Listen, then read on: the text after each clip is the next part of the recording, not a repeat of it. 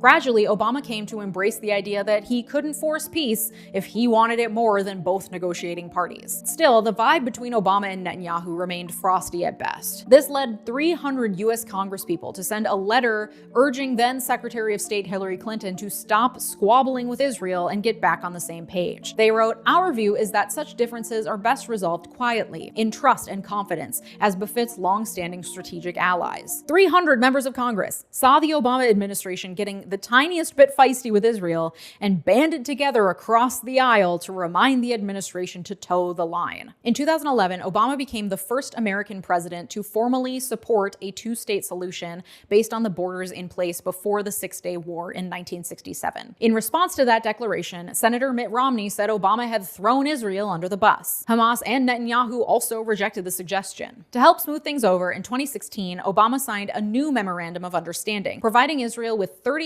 billion in U.S. military support over the next decade, reiterating our steadfast commitment to the security of the State of Israel. Experts at the foreign policy think tank The Washington Institute say the agreement was also a message to Israel's adversaries that Washington's support for its ally remains uniquely deep, despite recent policy disagreements. In practice, that looks like $3.3 billion a year in foreign military financing and another $500 million for programs for the Israeli mobile all-weather air defense system called the Iron Dome. There aren't many strings attached regarding what weapons can be purchased or how those weapons can be used against civilians, for example. The only real catch is that most of that aid, 74% of it, must be spent in the US.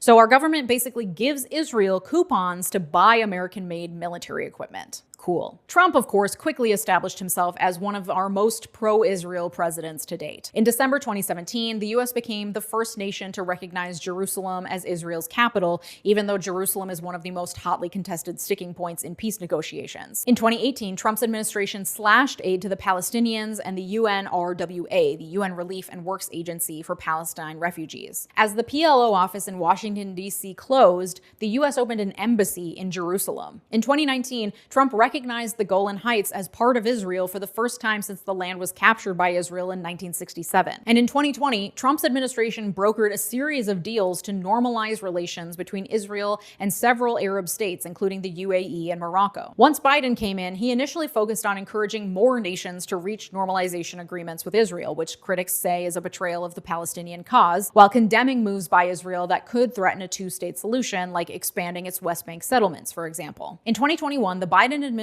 successfully brokered a ceasefire between Israel and Hamas after fighting broke out over clashes at the Al-Aqsa Mosque and evictions of Palestinians in East Jerusalem. In 2022, violence spiked